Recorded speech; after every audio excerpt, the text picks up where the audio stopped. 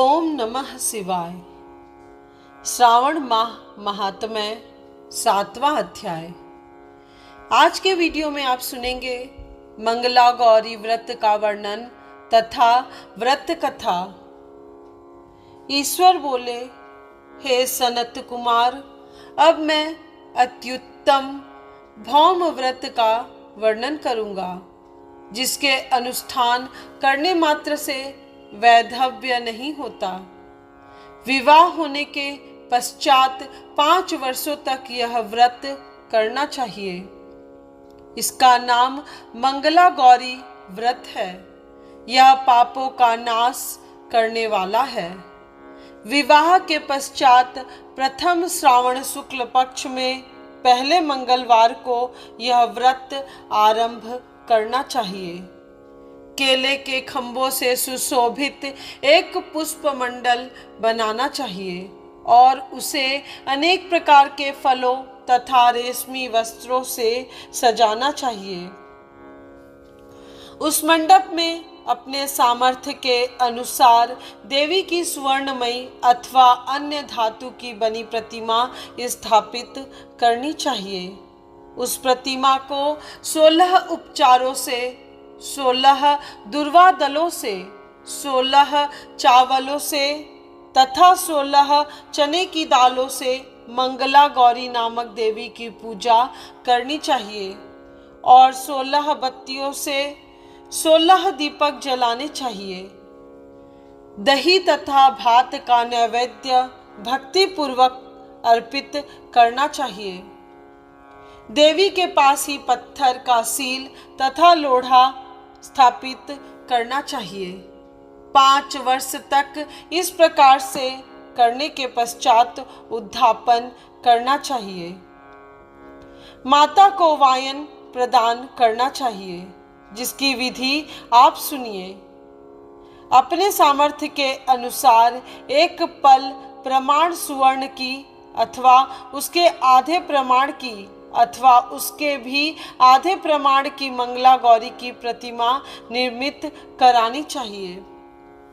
अपनी शक्ति के अनुसार स्वर्ण आदि के बने तंगुल पूरित पात्र पर वस्त्र तथा रमणीय कंचू की ओढ़नी रखकर उन दोनों के ऊपर देवी की प्रतिमा स्थापित करनी चाहिए। पास में चांदी से निर्मित सील तथा लोढ़ा रखकर माता को वायन प्रदान करना चाहिए।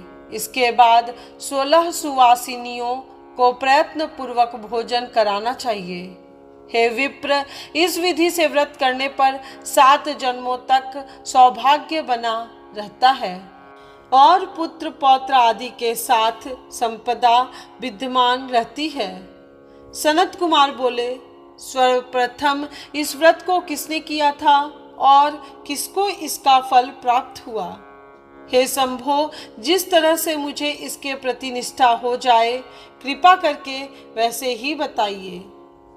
ईश्वर बोले, हे सनत कुमार, पूर्व काल में कुरु देश में श्रुत कीर्ति नामक एक विद्वान कीर्तिशाली शत्रुओं का नाश करने वाला 64 कलाओं का ज्ञाता तथा धनुर्विद्या में कुशल राजा हुआ था। पुत्र के अतिरिक्त अन्य सभी शुभ चीजें उस राजा के पास थी। अतः वह राजा संतान के विषय में अत्यंत चिंतित हुआ और जब ध्यान पूर्वक देवी की आराधना करने लगा, तब उसकी कठोर तपस्या से देवी प्रसन्न हो गई और उससे यह वचन बोली, हे सुव्रत, वर मांगो। श्रुतकीर्ति बोला, हे देवी, यदि आप मुझ पर प्रसन्न हैं तो मुझे सुंदर पुत्र दीजिए। हे देवी, आपकी कृपा से अन्य किसी भी वस्तु का अभाव नहीं है। उसका यह वचन सुनकर पवित्र मुस्कान वाली देवी ने कहा, हे राजन, तुमने अत्यंत दुर्लभ वर मांगा है, फिर भी कृपावश मैं तुम्हें अवश्य दूंगी। किंतु हे राजेंद्र, सुनिए, यदि परम गुणी पुत्र चाहते हो तो वह केवल 16 वर्ष तक जीवित रहेगा और यदि रूप तथा विद्या से विहीन पुत्र चाहते हो तो दीर्घजीवी होगा। देवी का यह वचन सुनकर राजा चिंतित हो उठा और पुनः अपनी पत्नी से परामर्श करके उसने गुणवान तथा शुभ लक्षणों से संपन्न 16 वर्ष की आयु वाला पुत्र मांगा। तब देवी ने भक्ति संपन्न राजा से कहा, हे नृपनंदन, मेरे मंदिर के द्वार पर आम का वृक्ष है, उसका एक फल लाकर मेरी आज्ञा से अपनी भार्या को उसे भक्षण करने हेतु प्रदान करो, जिससे वह शीघ्र ही गर्भ धारण करेगी, इसमें संदेह नहीं है। प्रसन्न होकर राजा ने वैसा ही किया और उसकी पत्नी ने गर्भ धारण कर लिया। 10वें महीने में उसने देवतुल्य सुंदर पुत्र को जन्म दिया। तब हर्ष तथा शोक से युक्त राजा ने बालक का जातक कर्म आदि संस्कार किया और शिव का स्मरण करते हुए उसका नाम चिरायु रखा। इसके बाद पुत्र के 16 वर्ष होने पर पत्नी सहित राजा चिंता में पड़ गए और वे विचार करने लगे कि यह पुत्र बड़े कष्ट से प्राप्त हुआ है और मैं इसकी दुखद मृत्यु अपने ही सामने कैसे देख सकूंगा। ऐसा विचार कर के राजा ने पुत्र को उसके मामा के साथ काशी भेज दिया। प्रस्थान के समय राजा की पत्नी ने अपने भाई से कहा, कार्पटिक का वेश धारण करके आप मेरे पुत्र को काशी ले जाइए। मैंने भगवान मृत्युंजय से पूर्व में पुत्र के लिए प्रार्थना की थी और कहा था, हे विश्वेश, आप जगतपति की यात्रा के लिए मैं उस पुत्र को अवश्य भेजूंगी, अतः आप मेरे पुत्र को आज ही ले जाइए और सावधानी पूर्वक इसकी रक्षा कीजिएगा। अपनी बहन की यह बात सुनकर भांजे के साथ वह चल पड़ा। कई दिनों तक चलते चलते वह आनंद नामक नगर में पहुंचा। वहां सभी प्रकार की समृद्धियों से संपन्न वीरसेन नाम वाला राजा रहता था। उस राजा की एक सर्वलक्षण संपन्न युवा अवस्था प्राप्त मनोहर तथा रूप लावण्यमयी मंगला गौरी नामक कन्या थी। सभी उपमानों को तुच्छ करके सौंदर्य अभिवृद्धि को प्राप्त वह कन्या किसी समय सखियों के साथ नगर के उपवन में क्रीड़ा करने के लिए गई हुई थी। उसी समय वह चिरायु तथा उसका मामा वे दोनों भी वहां पहुंच गए और उन कन्याओं को देखने की लालसा से वहीं विश्राम करने लगे। इसी बीच विनोद पूर्वक क्रीड़ा करती हुई उन कन्याओं में से किसी एक ने कुपित होकर राजकुमारी को राड़ा यह कुवचन कह दिया। तब उस अशुभ वचन को सुनकर राजकुमारी ने कहा, तुम अनुचित बात क्यों बोल रही हो? मेरे कुल में तो इस प्रकार की कोई नहीं है। मंगला गौरी की कृपा से तथा उनके व्रत के प्रभाव से विवाह के समय जिसके सर पर मेरे हाथ से अक्षत पड़ेंगे, हे सखी, वह यदि अल्प आयु वाला होगा तो भी चिरंजीवी हो जाएगा। इसके बाद वह सभी कन्याएं अपने अपने घर चली गईं। उसी दिन राजकुमारी का विवाह था। बाहलिक देश के दृढ़धर्मा नामक राजा के सुकेतु नाम वाले पुत्र के साथ उसका विवाह निश्चित किया गया था। वह सुकेतु विद्याहीन, कुरूप तथा बहरा था। तब सुकेतु के साथ आए हुए उन लोगों ने विचार किया कि इस समय कोई दूसरा श्रेष्ठ वर ले जाना चाहिए और विवाह संपन्न हो जाने के बाद वहां सुकेतु पहुंच जाए। उन लोगों ने चिरायु के मामा के पास जाकर याचना की कि आप इस बालक को हमें दे दीजिए, जिससे हमारा कार्य सिद्ध हो जाए। इस पृथ्वी पर परोपकार के समान दूसरा कोई धर्म नहीं है। उनकी बात सुनकर चिरायु का मामा मन ही मन बहुत प्रसन्न हुआ, क्योंकि इसने उपवन में पहले ही कन्या मंगला गौरी की बात सुन ली थी। फिर भी उसने एक बार कहा कि आप लोग इसे किस लिए मांग रहे हैं। कार्य की सिद्धि हेतु वस्त्र, अलंकार आदि मांगे जाते हैं, वर तो कहीं भी नहीं मांगा जाता। तथापि आप लोगों का सम्मान रखने के लिए मैं इसे दे रहा हूँ। इसके बाद चिरायु को वहां ले जाकर उन लोगों ने विवाह संपन्न कराया। सप्तपदी आदि के हो जाने पर रात्रि में शिव व पार्वती की प्रतिमा के समक्ष उस चिरायु ने हर्षयुक्त होकर मंगला गौरी के साथ शयन किया। उसी दिन चिरायु के 16 वर्ष पूर्ण हो चुके थे और अर्धरात्रि में साक्षात काल सर्प रूप में वहां आ गया। इसी बीच संयोगवश राजकुमारी जाग गई। उसने उस महासर्प को वहां देखा और वह भय से व्याकुल होकर कांपने लगी। तभी उस कन्या ने धैर्य धारण 16 उपचारों से सर्प की पूजा की और पीने के लिए उसे दूध दिया। उसने दीनता भरी वाणी में उस सर्प की प्रार्थना तथा स्तुति की। मंगला गौरी प्रार्थना करने लगी कि मैं उत्तम व्रत को करूंगी जिससे मेरे पति जीवित रहें। यह जिस तरह से चिरकाल तक जीवित रहे, आप वैसा कीजिए।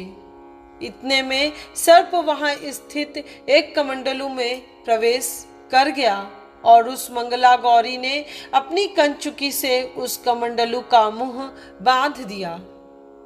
इसी बीच उसका पति अंगड़ाई लेकर जाग गया और अपनी पत्नी से बोला, हे प्रिय, मुझे भूख लगी है।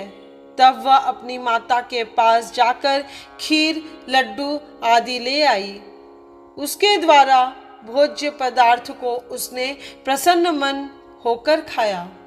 भोजन के पश्चात हाथ धोते समय उसके हाथ से अंगूठी गिर पड़ी। तांबुल खाकर वह पुनः सो गया। इसके बाद मंगला गौरी कमंडलू को फेंकने के लिए जाने लगी। विधि की कैसी गति है कि उस कमंडलू में से बाहर की ओर जगमग करती हुई हार कांति को देखकर वह आश्चर्यचकित हो गई। घट में स्थित उस हार को उसने अपने कंठ में धारण कर लिया। इसके बाद कुछ रात शेष रहते ही चिरायु का मामा आकर उसे ले गया। इसके बाद वर पक्ष के लोग सुकेतु को वहां ले आए। उसे देख मंगला गौरी ने कहा, यह मेरा पति नहीं है। तब उन सभी ने उससे कहा, हे शुभे, तुम यह क्या बोल रही हो? यहाँ तुम्हारा कोई परिचायक हो तो उसे हम लोगों को बताओ। मंगला गौरी बोली, जिसने रात्रि में 9 रत्नों से बनी अंगूठी दी है, उसकी अंगुली में इसे डालकर परिचायक निशानी देख ले। मेरे पति ने रात्रि में मुझे जो हार दिया था उसके रत्नों का समुदाय कैसा है, इस बात को यह बताए। यह तो कोई अन्य ही है। इसके अतिरिक्त रात्रि में आम सींचते समय उनका पैर कुमकुम से लिप्त हो गया था।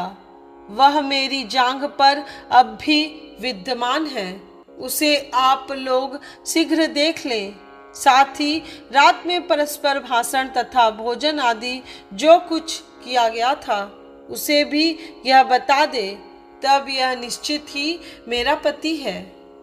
इस प्रकार उसका वचन सुनकर सभी ठीक है कहने लगे, किंतु जब एक भी बात न मिली तब सभी ने सुकेतु को उसका पति होने से निषिद्ध कर दिया और वर पक्ष वाले जिस तरह से आए थे उसी तरह से चले गए। उसके बाद अपने वंश को बढ़ाने वाले महान यश से संपन्न तथा परम मनस्वी मंगला गौरी के पिता ने अन्न पान आदि का सत्र चलाया। उन्होंने वर पक्ष का वृतांत कानों कान सुन लिया कि स्वरूप से कुरूप होने के कारण लोगों के द्वारा किसी अन्य को वर के रूप में आदर पूर्वक लाया गया था। तब उन्होंने अपनी कन्या को पर्दे के भीतर बिठा दिया। उसके बाद 1 वर्ष बीतने पर यात्रा करके चिरायु अपने मामा के साथ यह देखने आया कि विवाह के बाद वहां क्या हुआ। तब उसे गवाक्ष के भीतर से देखकर वह मंगला गौरी अत्यंत प्रसन्न हुई और माता पिता से बोली कि मेरे पति आ गए हैं। राजा ने अपने सुहृदजनों को बुलाकर पूर्व में कहे गए सभी परिचायकों को निशानी को देखकर मंद मुस्कान वाली अपनी कन्या चिरायु को सौंप दी। राजा ने शिष्ट जनों को साथ लेकर विवाह का उत्सव कराया। इसके बाद राजा वीरसेन ने वस्त्र आभूषण आदि सेना घोड़े रथ और अन्य भी बहुत सी सामग्रियां देकर उन्हें विदा किया। उसके बाद कुल को आनंदित करने वाला वह चिरायु पत्नी तथा मामा को साथ लेकर सेना के साथ अपने नगर पहुंचा। लोगों के मुख से उसे आया हुआ सुनकर उसके माता पिता को विश्वास नहीं हुआ। उन्होंने सोचा कि प्रारब्ध अन्यथा कैसे हो सकता है। इतने में वह अपने माता पिता के पास आ गया और स्नेह से परिपूर्ण वह चिरायु भक्ति पूर्वक उनके चरणों में गिर पड़ा। तब अपने पुत्र का मस्तक सूंघ कर उन दोनों ने परम आनंद प्राप्त किया। पुत्र वधू मंगला गौरी ने भी सास ससुर को प्रणाम किया। तब सास उसे अपनी गोद में बिठाकर सारा वृतांत शीघ्रता पूर्वक पूछने लगी। हे महामुने, तब पुत्र वधू ने भी मंगला गौरी के उत्तम व्रत महात्म्य तथा जो कुछ घटित हुआ था वह सब वृतांत बताया। हे सनत कुमार, मैंने आपसे इस मंगला गौरी व्रत का वर्णन कर दिया। जो कोई भी इसका श्रवण करता है अथवा जो इसे कहता है उसके सभी मनोरथ पूर्ण हो जाते हैं, इसमें संदेह नहीं है। सूत जी बोले, हे ऋषियों, इस प्रकार शिव जी ने सनत कुमार को यह मंगला गौरी व्रत बताया और उन्होंने सभी कार्यों को पूर्ण करने वाले इस व्रत को सुनकर महान आनंद प्राप्त किया। इस प्रकार श्री स्कंद पुराण के अंतर्गत ईश्वर सनत कुमार संवाद में श्रावण महात्म्य में मंगला गौरी व्रत कथन नामक 7वां अध्याय पूर्ण हुआ। स्पिरिचुअल जर्नी 75 के अगले वीडियो में आप श्रावण महात्म्य 8वां अध्याय जरूर सुनिए। तब तक के लिए इजाजत दीजिए। यदि आज का वीडियो आपको पसंद आया हो तो वीडियो को अधिक से अधिक लोगों के साथ शेयर कीजिए। साथ ही चैनल को सब्सक्राइब करके बेल आइकन को प्रेस करना मत भूलिएगा, जिससे इस चैनल पर अपलोड होने वाले सभी वीडियोस की नोटिफिकेशन आपको समय पर मिल सके। कमेंट बॉक्स में ओम नमः शिवाय अवश्य लिखिएगा।